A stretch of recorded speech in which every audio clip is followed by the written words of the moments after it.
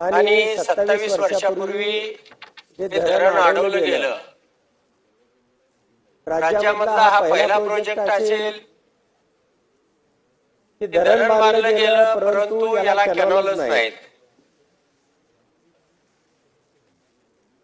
आणि गेल्या 50 वर्षामध्ये जी सरकारने रक्कम खर्च केलेली आहे ते अध्यक्ष महोदय 1243 कोटी।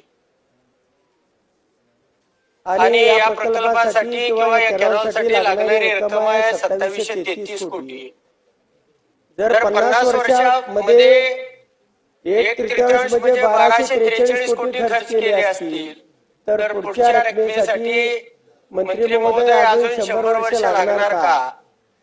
या वर्षीची तरतूद किंवा माझं असं म्हणणं आहे की आतापर्यंत जे धरणं जी जुनी आहेत, जी पूर्वीची आहेत, जी धरणं सगळ्यात अगोदर घेतलेली आहेत आणि त्यानंतर अनेक धरणांना अनेक ठिकाणी तुम्ही त्या ठिकाणी मान्यता दिल्या, त्या धरणाची कामं चालू केली।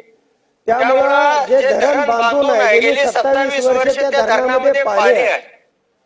म्हणजे लहान असताना आमचे आजोबा म्हणायचे पुढच्या वर्षी पाणी येणार आहे आणि आमच्या आजोबांनी खरोखर जमीन ती नांगरून ठेवली होती।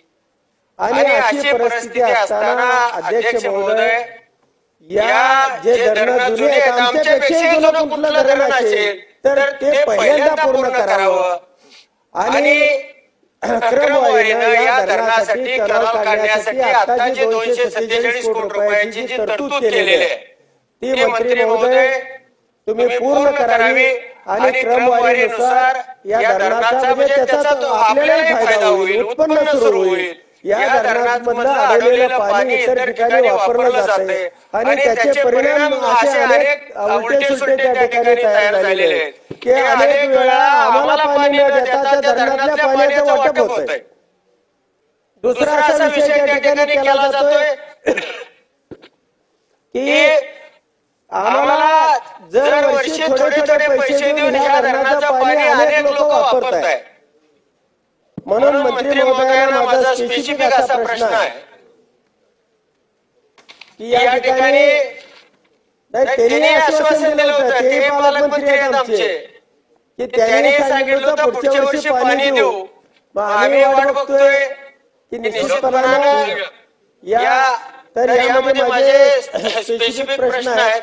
क्रमवारीनं जर सुरुवातीचा आमचा हा प्रकल्प असेल तर मंत्री महोदय त्याला पूर्ण करण्यासाठी 1 वर्षामध्ये तुम्ही पैसे देणार आहात का?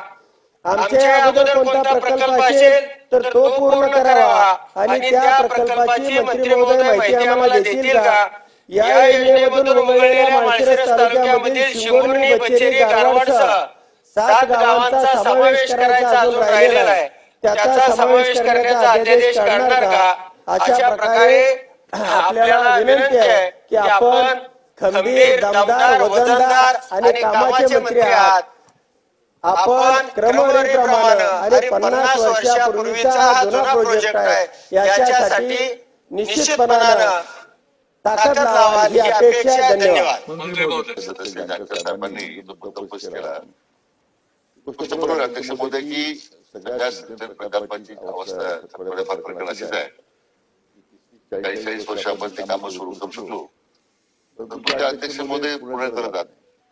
मला या निमित्तानं खरं त्या भागाचे जे माजी खासदार आहेत त्याचे निंबाळकर यासाठी त्यांना धन्यवाद दिले पाहिजे की त्यांच्या प्रयत्नामुळे मला पाणी देण्याचा किमान पाणी उपलब्ध झालेलं आहे।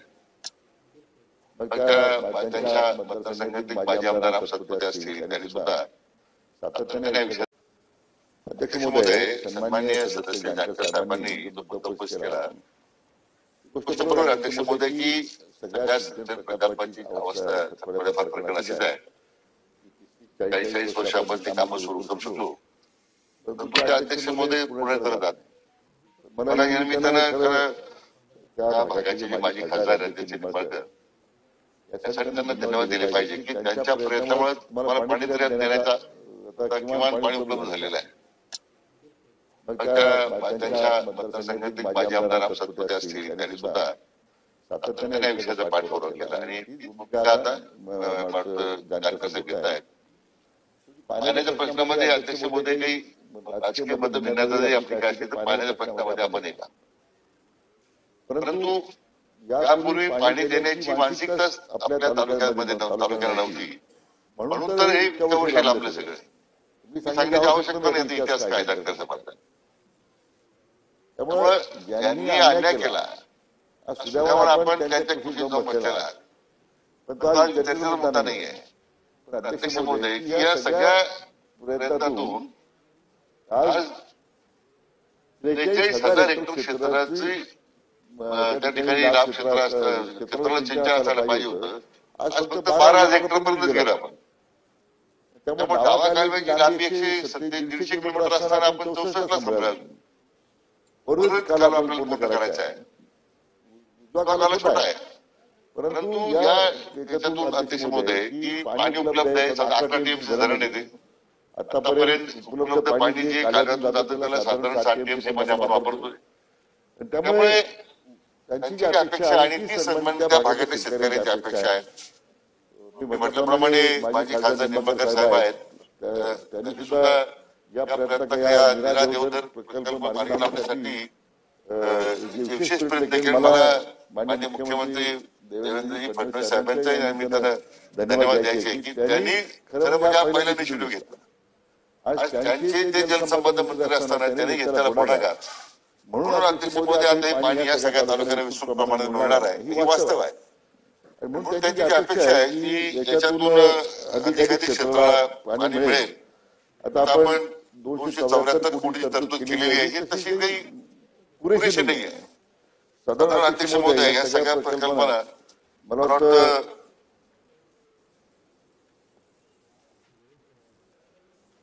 2700 कोटी रुपये सध्या 3973 कोटीला तृतीय सुप्रमापन दिलेली आहे. परंतु जो खर्च वजा जातो साधारण जी रक्कम लागणार आहे त्या रकमेत आणि उपलब्ध जी रक्कम 2733 कोटी रुपये लागणार आहे अध्यक्ष महोदय. म्हणून राज्य सरकारच्या वतीने आता मी विशेष पुढाकार घेतोय.